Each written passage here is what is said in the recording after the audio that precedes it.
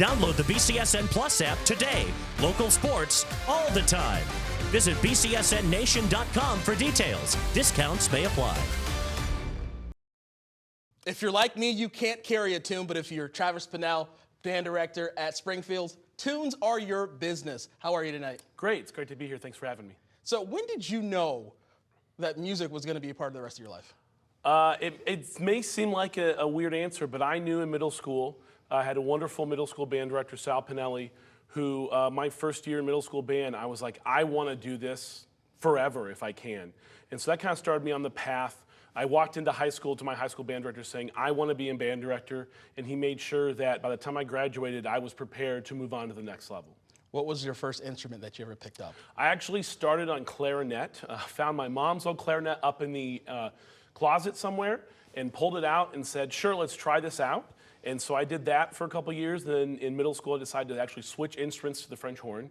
Decided there were too many clarinet players in the world and not enough horn players. Yeah. And that became my primary instrument all the way through college. So fast forward 17 years later for you, what's changed from day one?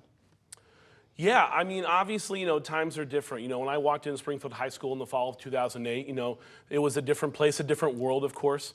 You know, so, you know, now being the person who's in the lead, taking the charge of the program, getting to decide what things we get to do, every director kind of does their own things differently, of course. And so I do a lot of the things that I think are important for our students, that I think they're going to enjoy, that are going to get them to learn, and they're going to get them to be an important part of our community at Springfield. What are some of those things? So we, of course, perform regularly. You'll see the marching band at football games, of course, all 10 football games in our season. You'll see us at competitions.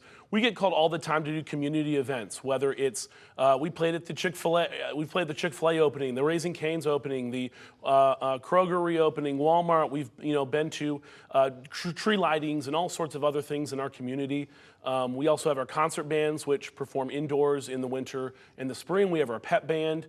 And so we just have so many ways that we can get our kids to perform out in front of the community throughout the year. Yeah, that was going to be my next question.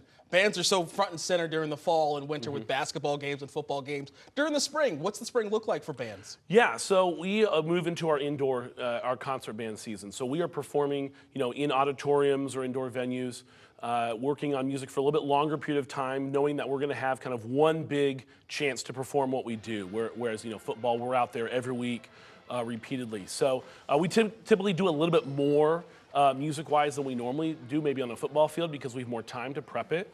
And then, you know, after that's done, then we just had graduation, you know, this past Saturday. So then you're turning around, getting ready for the end of the year and all those things that happen. And then, of course, before you know it, school's over and you're getting ready for the fall again. What does that look like, getting prepared for the fall? Yeah, so for a band director, the summer really isn't the summer like we think of for most everyone else.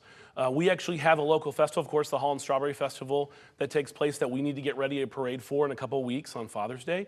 And then we take a little bit of time off, but then it's back to it. You think commonly, you know, football's out there all summer, and we're actually doing a lot of the same things. We've got to get ready to put on a halftime show that very first football game. And so, you know, to be able to do that the first week of school, we can't wait until, oh, it's school now, we can do this thing.